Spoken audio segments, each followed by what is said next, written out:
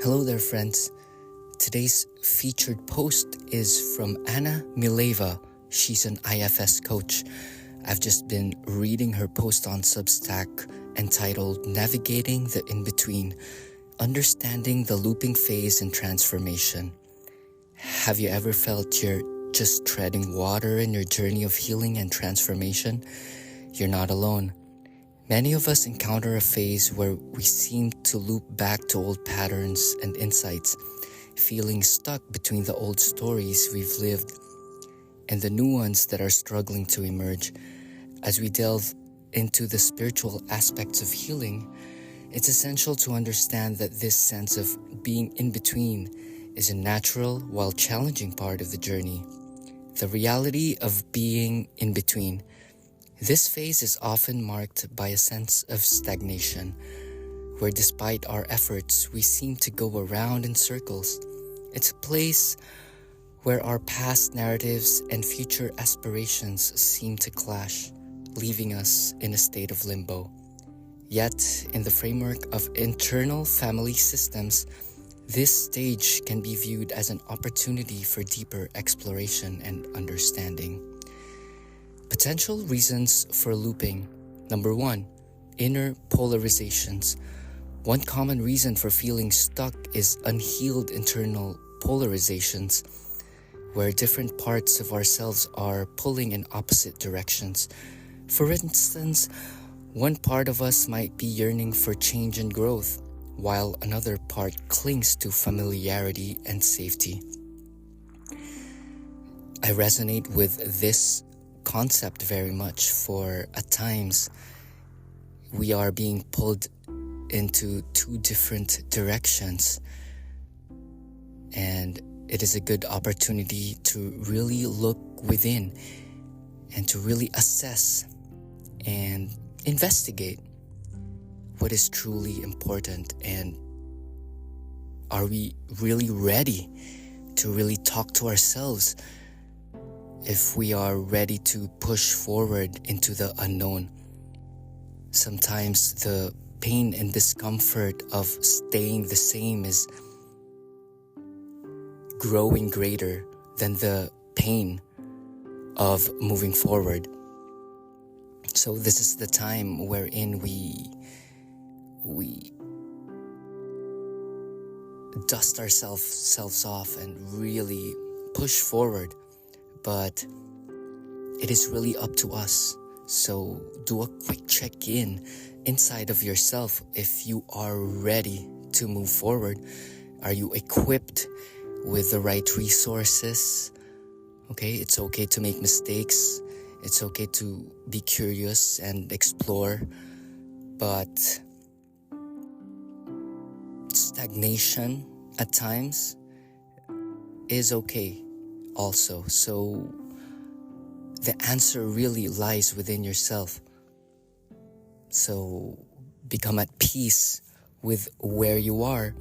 And polarizations and internal family systems is there's a link here under number 1. I'll share to you the link.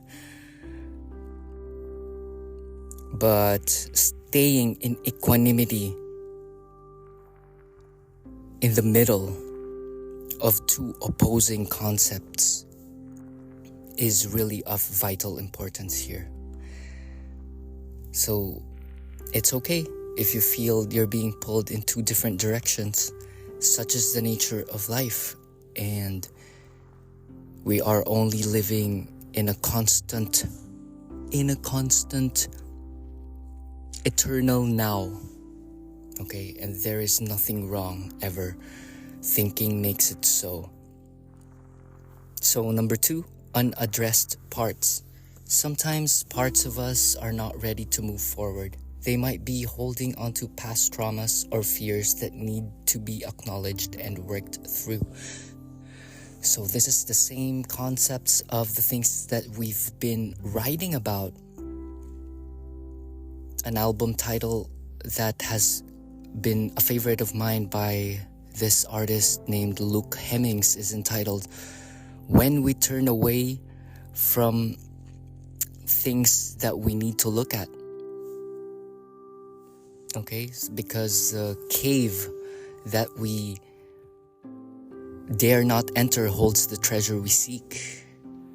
Okay, we always turn away from fear, but if we face fear, another world is over that wall.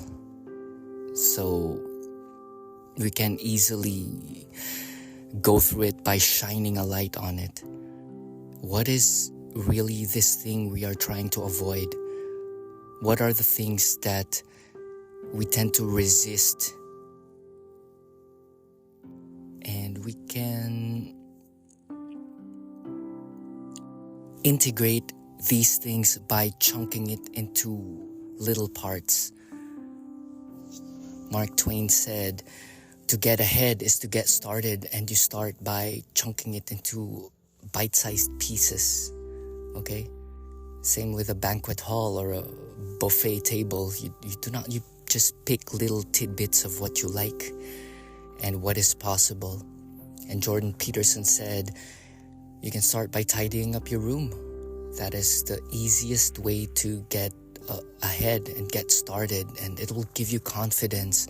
There's also a book titled Make Your Bed. For in making your bed, your brain will it will get a taste of having achieved something, and momentum shall ensue. It's a snowball effect and a domino effect. The snowball, before it becomes an avalanche, it starts with a small tiny ball, and then it just goes on, and there will come a time, there will be a tipping point wherein there's not a lot of effort will be needed for this magnificent thing to go on, which is the art of yourself, your being. So start with a single push-up, try it, and then you'll be surprised that you can do 1,000 in a day. Ooh, that's a lot. That's my goal too. So going back to unaddressed parts. So muster up the courage to shine a light on the things that you are afraid to look at. Are these parts of yourself? Sometimes it's just passed down shame from generation to generation. And if you shine a light on things, you can see its futility. You can see its delusional nature. What do we mean by that? That they are not real. They are not real. The things that are holding you back, if you take a look at it through labeling and name it and address it, and you can see its fundamental nature. For example, I am not good enough. If you really look at its truth and get to the bottom of it, you'll discover that it is false. Anything that makes you feel that you're incomplete is false, because you are what you are and you contain infinity. You are human, and the spark of God is contained within you. If that's too woo-woo to you, my friend, I invite you to go back to your mindset when you were a child. When you were a child and you were playing, go back to that nature. Do you remember running so fast that you feel like you can run all over the world? And did you remember when you were drawing or coloring a coloring book when you were a kid that you can color the whole world? And remember that it is just sometimes the limited minds of the adults who imposed limits upon us, and those can be withered away through an honest look. So an unaddressed part can bring you down. Okay, it can be the the weight on your shoulders, okay? You might be attached to a rock with a rope, okay? It can be a heavy backpack. We're using analogies here. But if you address the parts and say, hey, I can let go of this heavy book bag because the knowledge is already contained in me, you'll be free. You'll be free of the thing that is holding you back. So 2, unaddressed parts. And 3, resistance to change. Come on. The true and the only nature of everything is change. The Buddhas have realized this, and they have written it so many times. That's the only nature of everything. That's the truth, that everything will change. You will change. You can change. And we are gifted with the ability to change our attitude towards anything and everything. Therefore, you can change the world. If you change your attitude towards the thing will change. And things outside of our control will change, will inevitably change. So cultivate this light grip on life. Just a light touch. We're here on a loan, on a borrowed time. It will expire, but there are things that is bigger. There's this essence of life that is beyond your lifetime. As they always say, your life may end, but you, with a capital Y, the self with a capital S, won't. Your soul, your essence, your beingness, the things that you have left here, your love, your capability, your confidence, things that are bigger than your life will and shall remain. Your humanity, okay, your legacy. And it does not need to be grand. It can be your presence right now. So watch your resistance to change, for it can be lesson. So resist less. Watch where you're being stiff. Watch where you're being guarded and defensive. Everything is just change. Everything is in flux. Tune into nature and tune into the seasons. Watch how they change and be in flow with it. You can ride the waves. You cannot stop the waves, but we can ride it. Like my sister, who is an avid surfer. Shout out to you, Steady Peggy. Follow her on Instagram if you must. 4, lack of access to self. At times, this looping could indicate a need for stronger self-leadership, the relationship between our essential self and our parts. When we lead from the self, the core of calm, clarity, and compassion in IFS, we can navigate these moments more effectively. So access to the self with a capital S. So know that there are 2 selves, my friends, the one with a small s and the one with a capital S. The one with a capital S is the all-encompassing, the one who understands, the one who is compassionate and loving, the one that is a part of all things. And the small s is the persona, the one that thinks that he is separate from all, the one that he thinks he needs to prove his worthiness, and the one who is compelled to complete his chip on his shoulder. So one is complete, one is incomplete, okay? You can also look at it as the conscious mind and the subconscious mind.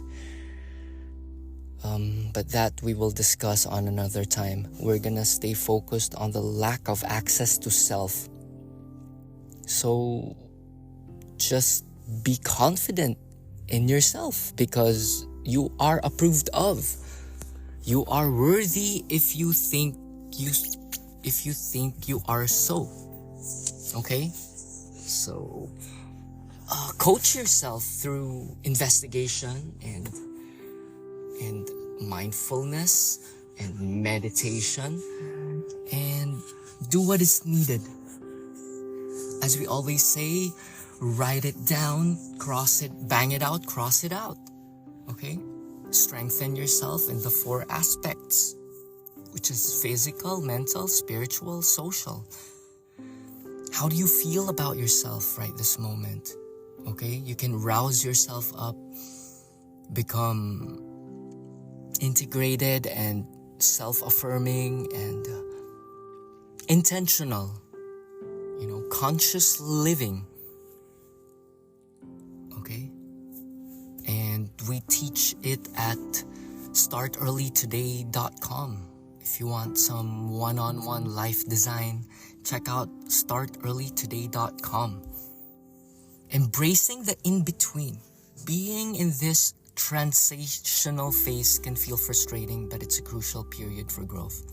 It's a good time to slow down, give yourself permission to slow down and be present with your parts and all your emotions. Rushing through this phase can overlook important insights.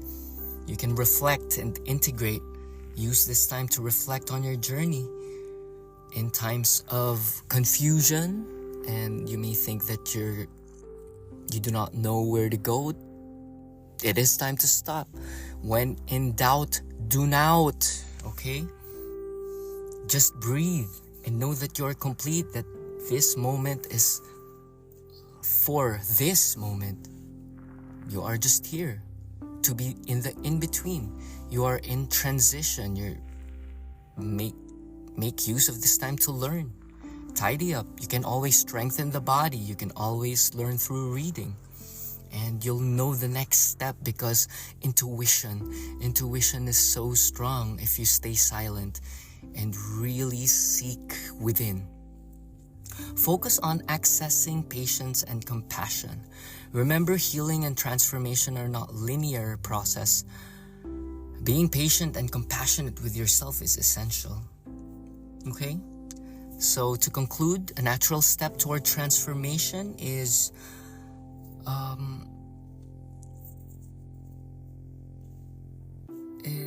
know that you're not alone, and there's always support. You can share your experiences through this comment, and we can discuss through Substack. And this framework is brought to you by Anna Mileva, an IFS coach. You can follow her on Substack. And you can also book your free dream sessions with her. So, P.S. If you're intrigued by the idea of exploring your inner world more deeply, consider IFS coaching as a pathway to understanding and harmonizing your inner parts. Through IFS coaching, we can systematically address your inner challenges, transforming them into real opportunities for growth and fulfillment. Reach out for a free dream session and see what is possible. I will attach a link to her amazing entry. This is by Anna Mileva. She's an IFS coach. Check her out. This is Paolo of Make Pure Thy Heart and Start Early Today. I also do mindfulness coaching, and it's basically just hanging out and looking deeper on what's important to you. Okay? It can be not really formal as coaching, because coaching has this connotation of I tell you what to do. But in what we do, we ask questions, for questions are the answers, and carving up and navigating a path that suits you, because we are all unique. It's not one size fits all. And we celebrate diversity and we celebrate each other. So check out startearlytoday.com as well. That's it for today. I hope you picked up something valuable. Comment and engage in wherever you may be listening to. Share on your socials. And that's it for today. Namaste.